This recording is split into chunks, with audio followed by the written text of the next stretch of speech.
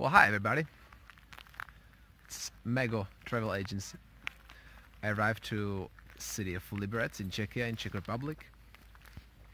Because Flixbus had a promotion, they only offered tickets for 1 Czech crown from Prague, which is like €4, so nothing.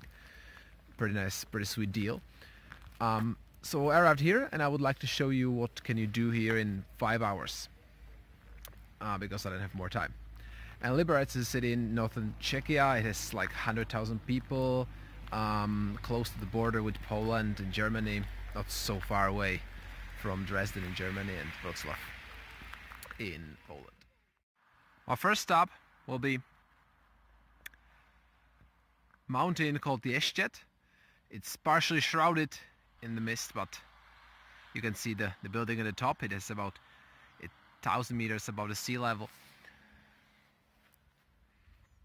I will let you enjoy the view, how it looks like over there during the winter.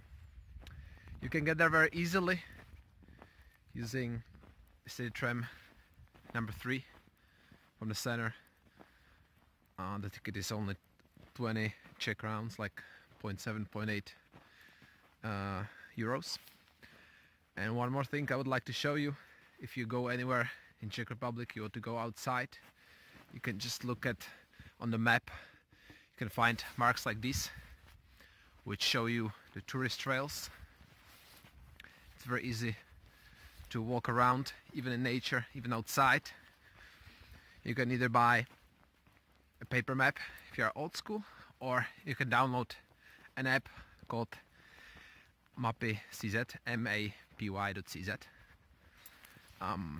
It's a Czech map app specifically for like having trips outside, so I would recommend you to download and use this app if you want, because it's very easy to travel around even if you don't know the place. The blue trail up leads through a very fairy-tale looking forest. Especially pretty now in winter, but I'm sure it will be a nice walk even during summertime.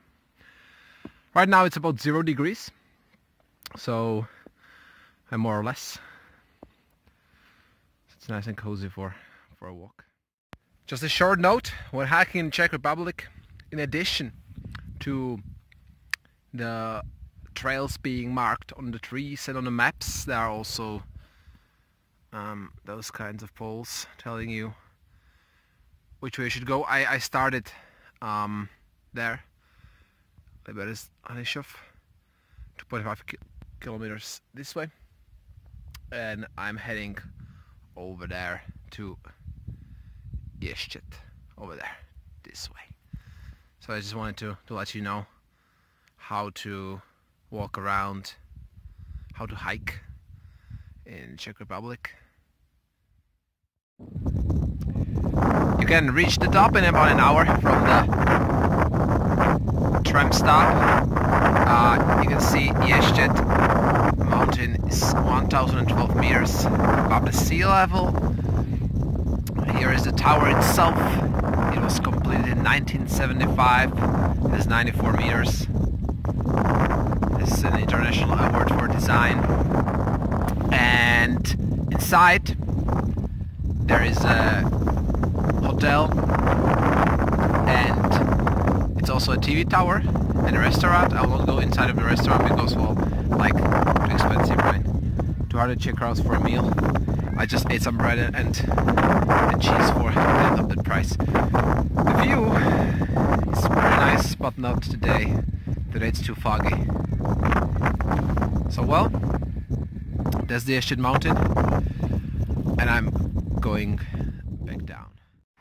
In case you want to visit the mountain, you should arrive at Horní Hanichov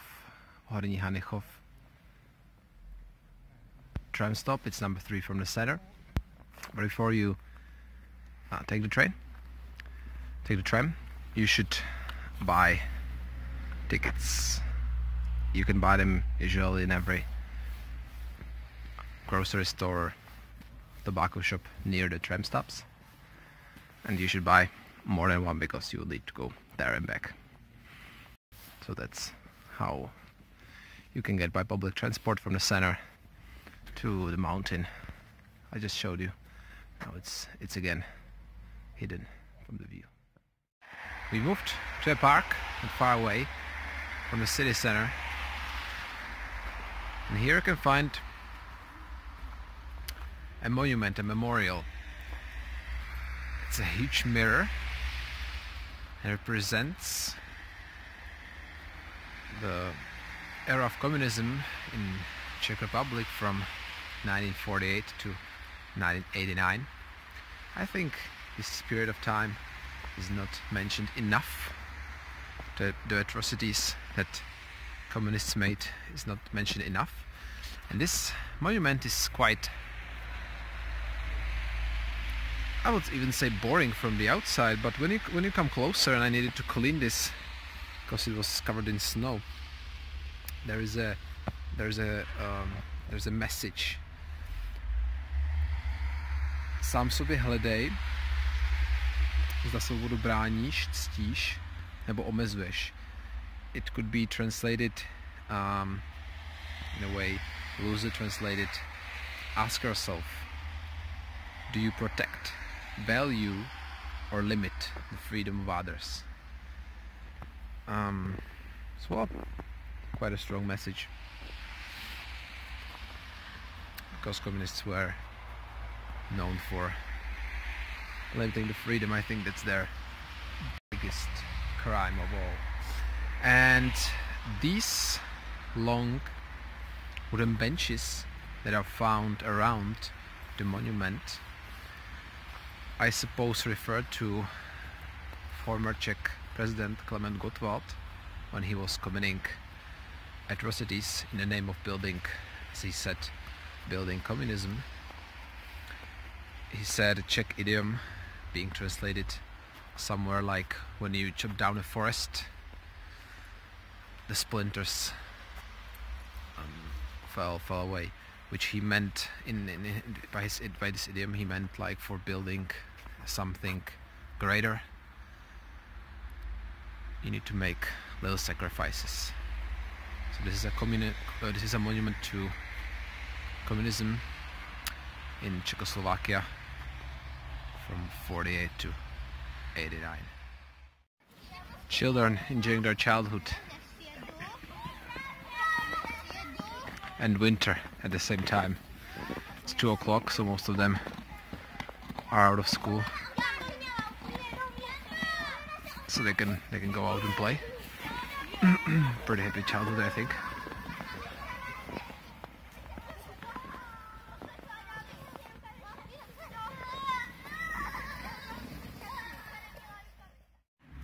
Chateau Liberec.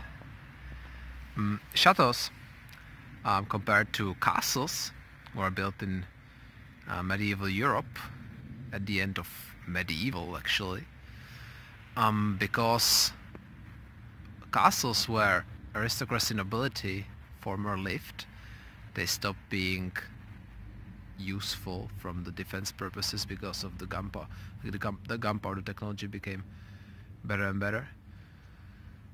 So the nobility slowly moved to more comfortable chateaus, which had no defensive purpose. They were just for comfortable living. And this specific building was built in the 16th century in a Renaissance style, architectural style, but of course it was later reconstructed in different ways as many other buildings of this period. Sadly, it is now closed, so I cannot show you the inside, but at least the chateau itself and the gardens are accessible from the outside.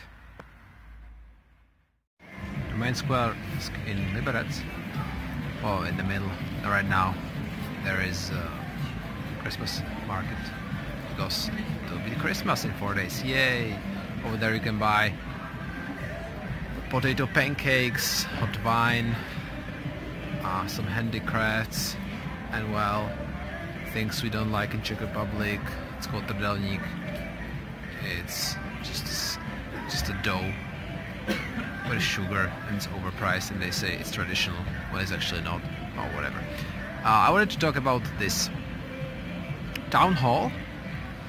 It was built in the 19th century in Neo-Renaissance style. Neo-Renaissance style, as the name suggests, takes its inspiration from Italian Renaissance of the 15th century, adding a little bit of Baroque and some other styles.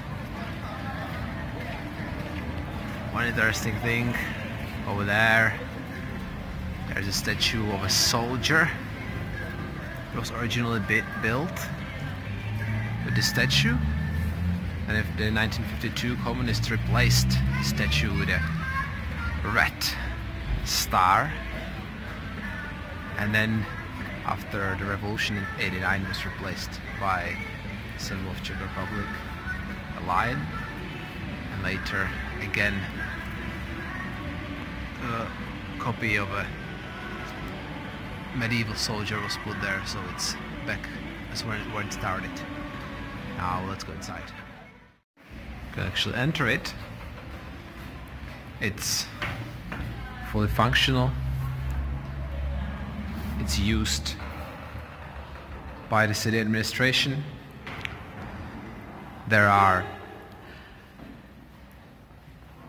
weddings and meetings, town officials taking place here. Beautiful window over there.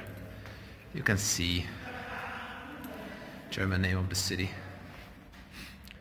Reichenberg, because historically this part was very important and German speaking. So you can see the interiors are just beautiful here to date when it was constructed, 1893.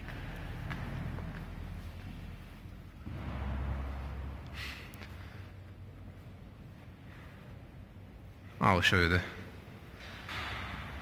uppermost floor I can get on.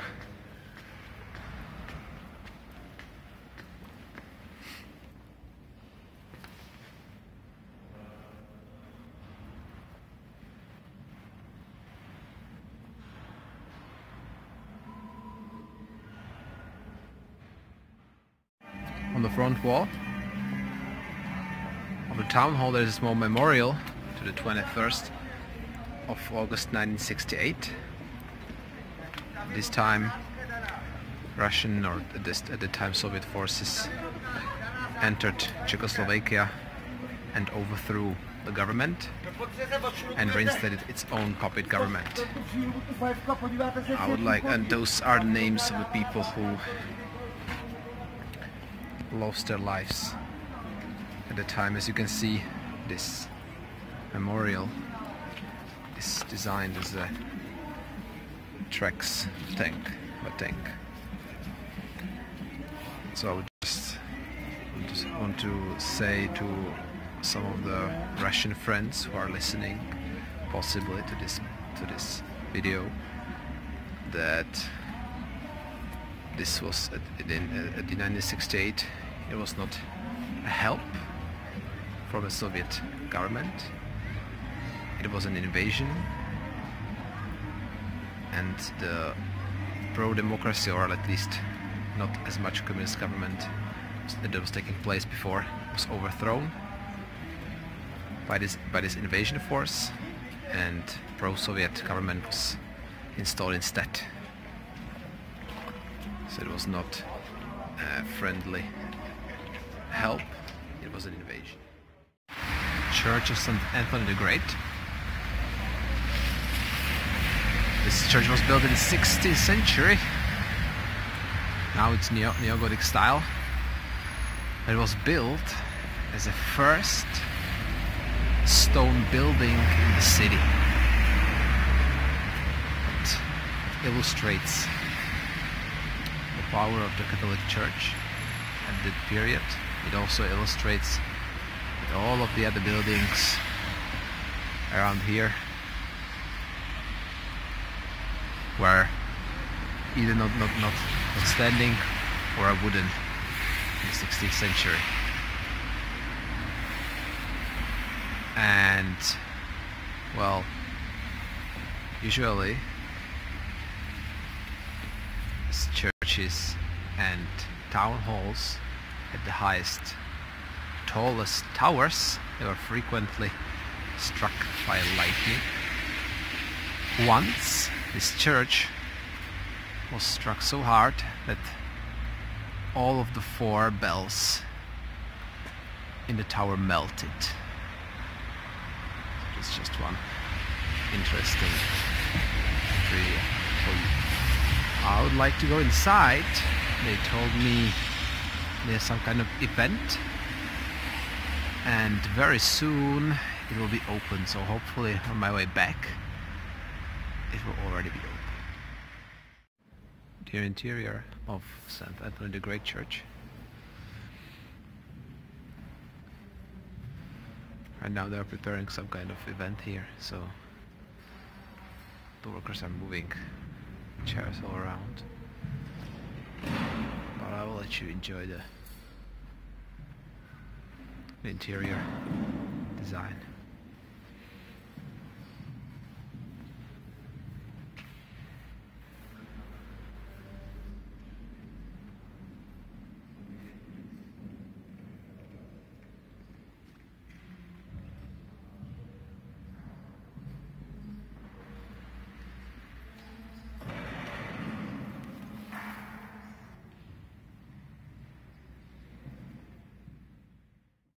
Waldstein houses from the 17th century. There are only 3 of them and just parts. There were more of them on this side and on the other side, but during the time they become unnecessary and only those 3 were left. People are even afraid that they will fall down because nobody else wanted to use them in any way. But in the 20th century, construction vocational school moved into the building nearby, and they offered to maintain and repair those houses. So now the university teachers, the vocational school teachers, they have their rooms in these buildings. So at least now you can see how the architecture looked like at the end of 17th century. Here I have here some more information. I'm running out of time, so I have to go back to the bus station. This is Pražská Street, going down from the main town square. I've shown you the town hall, the main town square.